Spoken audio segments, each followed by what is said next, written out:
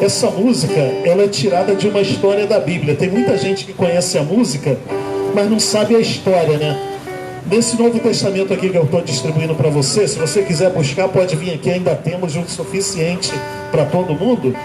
Em Lucas capítulo 19, na página 162 desse Novo Testamento aqui, página 162, nos conta a história. Lucas capítulo 19 diz assim: e tendo Jesus entrado em Jericó, ia passando, e eis que havia ali um homem chamado Zaqueu, e este era um dos chefes dos publicanos e era rico, e procurava ver quem era Jesus, e não podia, por causa da multidão, pois era de pequena estatura.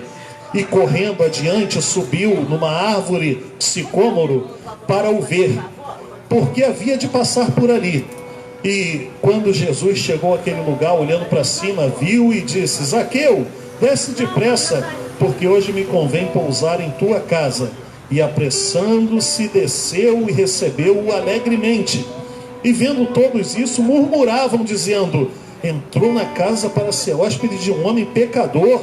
E levantando-se Zaqueu, disse ao Senhor: Senhor, eis que dou aos pobres metade de todos os meus bens. E se tenho defraudado alguém em alguma coisa, vou restituir quadruplicado. E disse-lhe Jesus: hoje veio salvação a esta casa, pois também esse é filho de Abraão, porque o Filho do Homem veio buscar e salvar o que se havia perdido. O Zaqueu era um camarada daqueles que a gente olha para ele, se ele estivesse aqui na praça de Guapi, ele provavelmente estaria num cantinho, tá? Provavelmente o Zaqueu estaria num cantinho com uma garrafa de bebida alcoólica, fazendo alguma coisa que a gente ia falar assim: ih, não dá ideia não, não dá papo para ele não.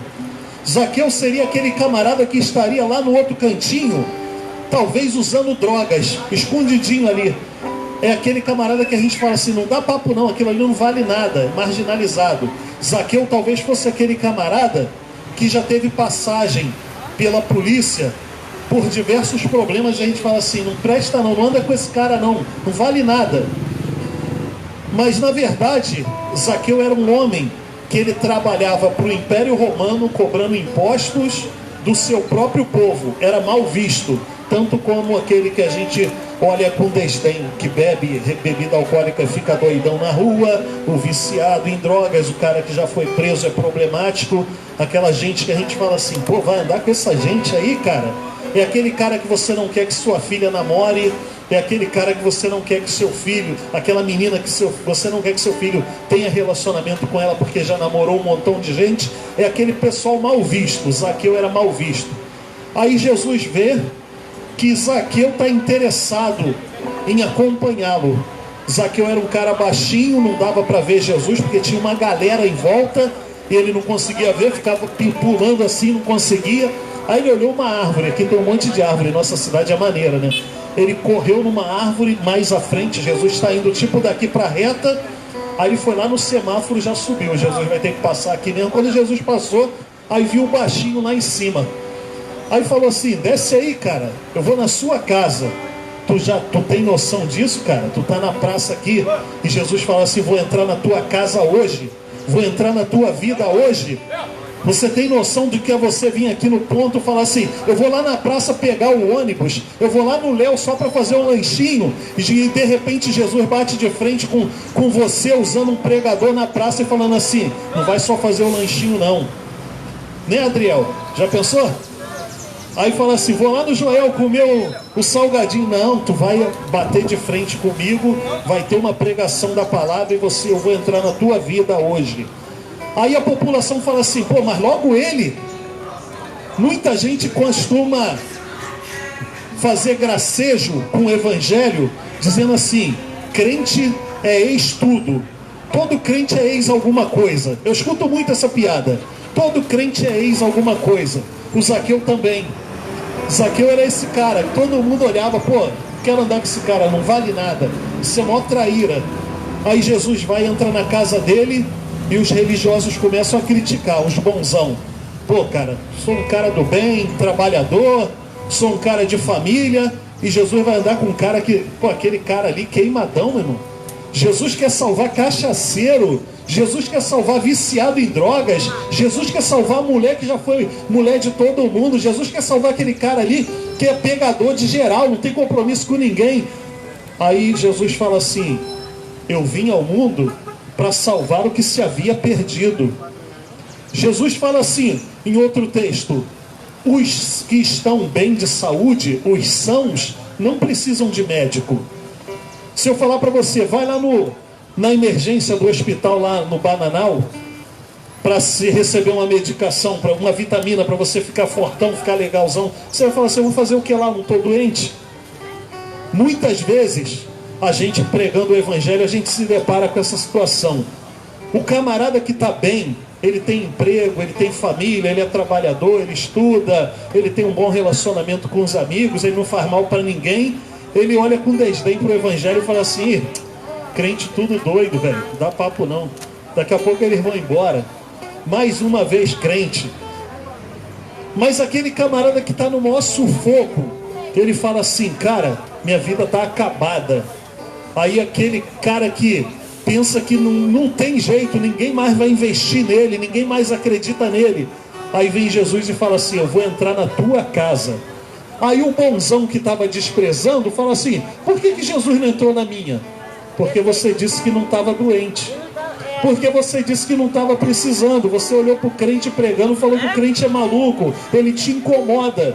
Mas o doidão que fica lá com a garrafinha de popozuda é uma cachaça desse tamanho assim, apresenta a popozuda.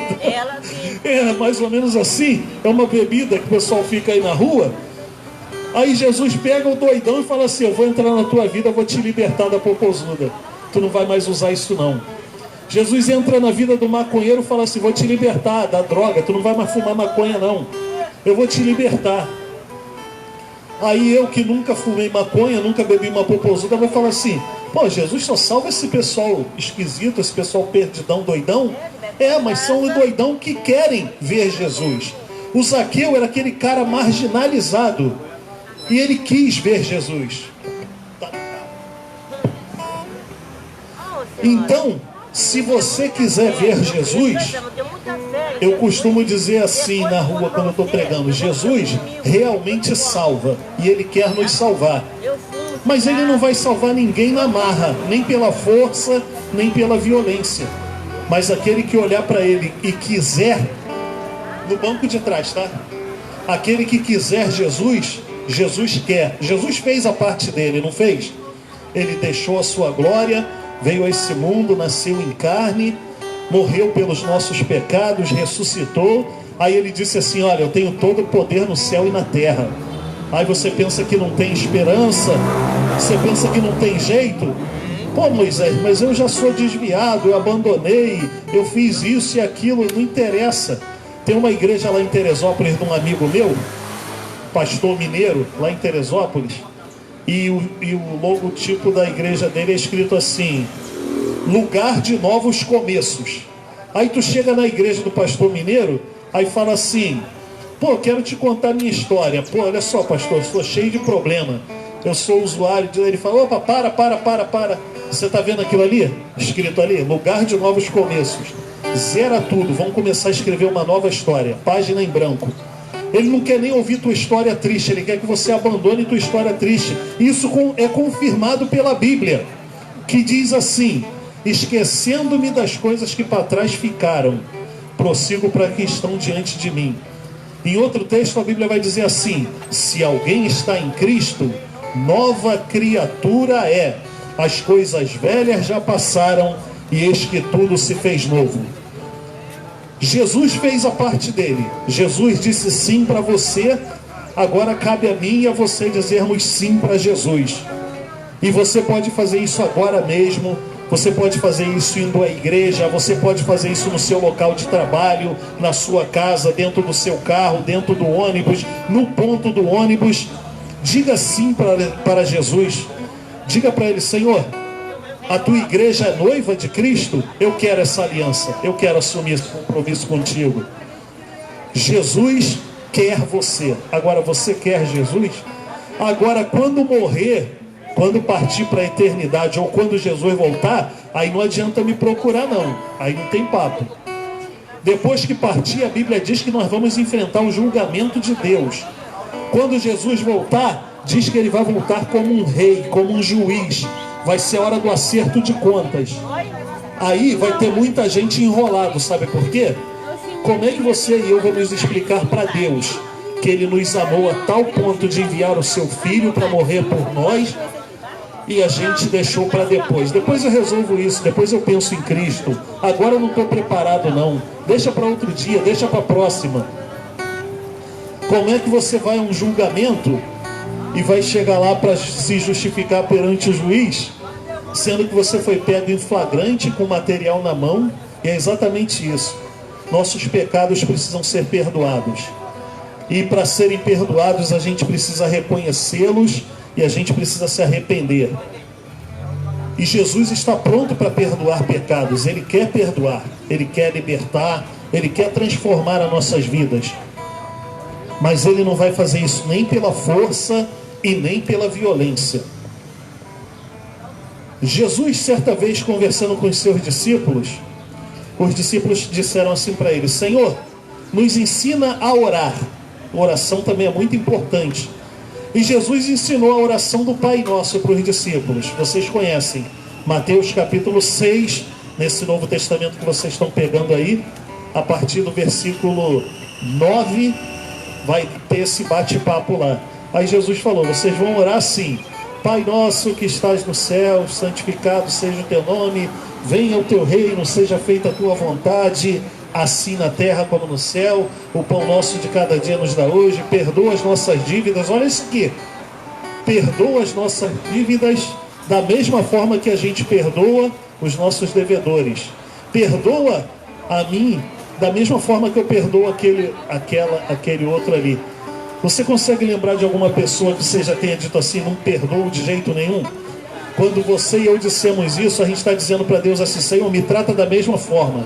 É isso que Ele está falando. Se você não perdoar, você não recebe perdão.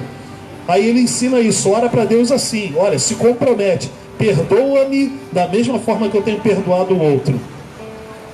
Aí Ele continua, né? Não nos deixe cair em tentação. Que coisa engraçada, curiosa.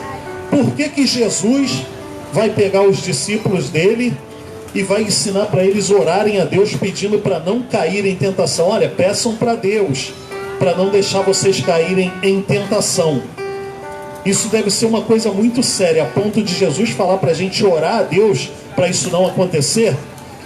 Provavelmente nós iremos cair em tentação sem a ajuda de Deus. Sem a ajuda de Deus, a gente não vai conseguir dizer não para o pecado, para as tentações, para as coisas boas desse mundo. A gente não vai conseguir. Por isso muita gente não consegue se comprometer com Jesus, não consegue aceitar a Jesus e se batizar, porque não consegue vencer as tentações. E o mais interessante, curioso nisso, beleza? É que Jesus também foi tentado. E quando o inimigo tentou a Jesus, ele fez a primeira proposta. Tentações, ela vem em forma de propostas.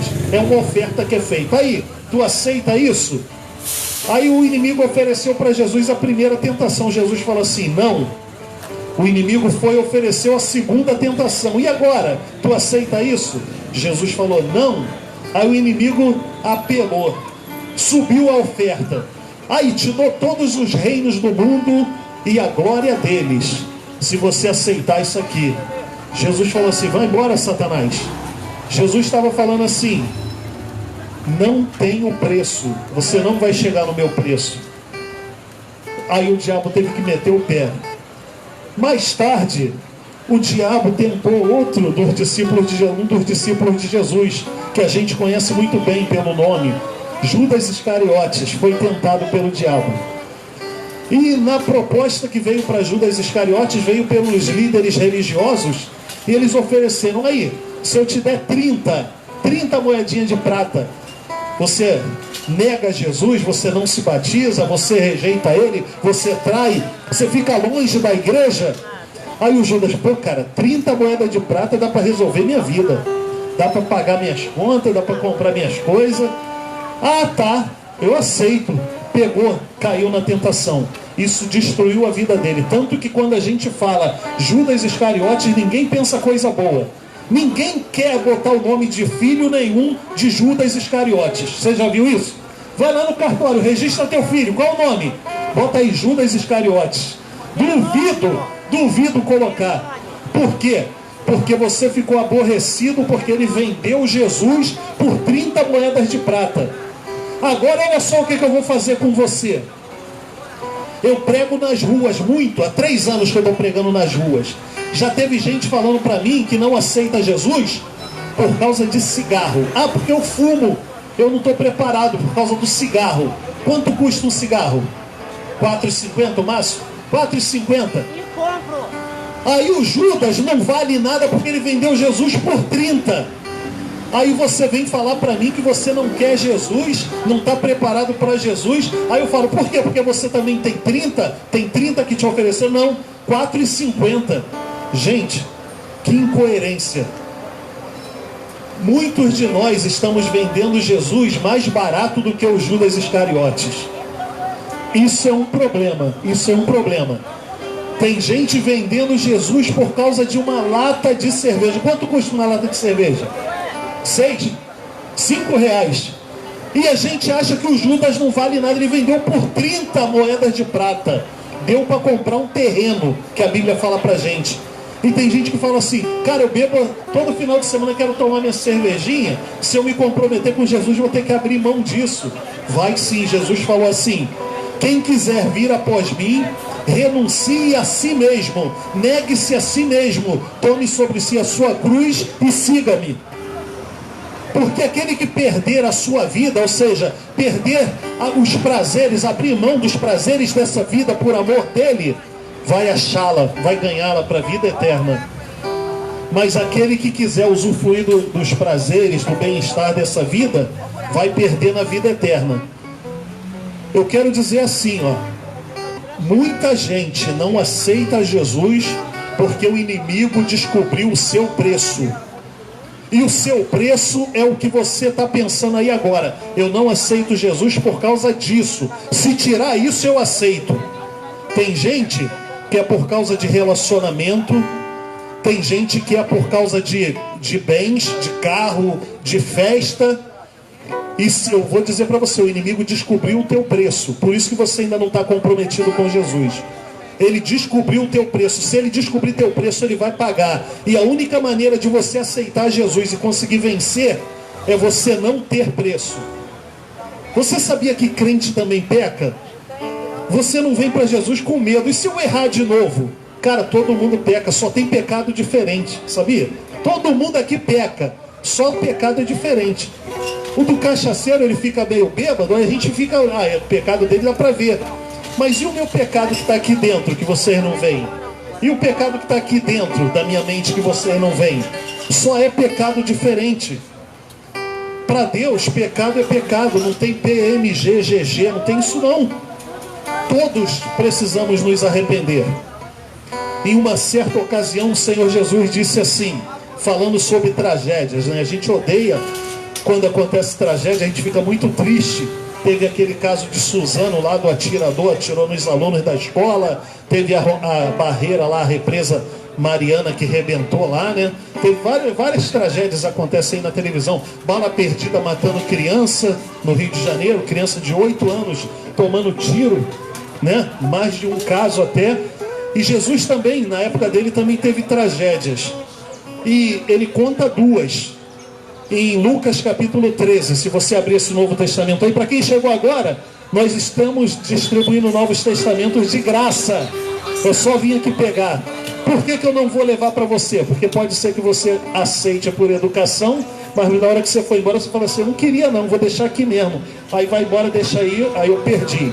Então se você vier aqui pegar, eu sei que você vai fazer uso, vai dar de presente, vai ler, pode pegar com a gente aqui de graça. Tem uma caixa ali pela metade ainda, tá bom? Então vamos voltar na história da tragédia. Jesus conta uma história lá junto com os discípulos, falando de alguns homens que o rei Herodes matou e misturou o sangue deles no sacrifício. Antigamente se oferecia sacrifícios no culto lá de Israel. E os homens foram mortos pelo rei e o sangue dele foi misturado no sacrifício, ou seja, profanou o culto dos caras. Em outra ocasião, Jesus fala de uma torre que caiu sobre alguns homens, sobre 12 homens, e eles morreram porque a torre desabou em cima deles. Aí Jesus pergunta para os discípulos assim: vocês pensam que aqueles camaradas lá eram mais pecadores do que todos os outros porque morreram dessa forma? Porque aconteceu isso com eles? De maneira nenhuma. Eles não eram mais pecadores do que ninguém. Eu vou dizer uma verdade para vocês: se vocês não se arrependerem, todos da mesma forma irão perecer. Todos. Se vocês não se arrependerem, da mesma maneira todos irão perecer. Deus amou o mundo de tal maneira que enviou seu Filho Jesus para que aquele que nele crê não pereça, mas tenha a vida eterna, para poder salvar a gente.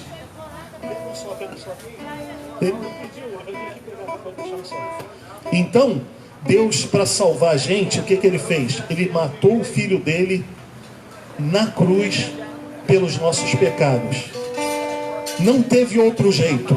Então não adianta a gente se esconder atrás de boas obras, atrás de religião, atrás de ser bom marido, boa esposa, bom filho, trabalhador, bom estudante. Não existe bondade em nós que seja aceita por Deus para salvação, tá? Deus quer que a gente faça o bem. Vamos fazer o bem. Vamos fazer o bem, que a nossa cidade vai ser uma maravilha. Mas para se salvar, precisamos de Jesus. Precisamos ser purificados por aquele sangue que foi derramado em nosso lugar lá na cruz. Precisamos assumir um compromisso público com Jesus. Ele disse assim: aquele que der testemunho de mim perante os homens, eu também darei testemunho dele perante o meu Pai que está no céu. Agora, aquele que se envergonhar, se esconder, aquele que se intimidar do meu nome perante as pessoas, eu também vou negá-lo diante do meu Pai que está no céu. Então eu quero desafiar você, que você dê testemunho de Jesus perante essa cidade, assumindo um compromisso público com Ele agora. Se você quer aceitar Jesus agora, você sinaliza para mim e a gente vai estar orando por você. Pode falar: Moisés, estou dentro, eu quero. E se você quiser, nós estaremos também orando por você. Se você não quer agora se manifestar na frente de todo mundo, tudo bem, não tem problema. A gente não está aqui para forçar a barra, para constranger.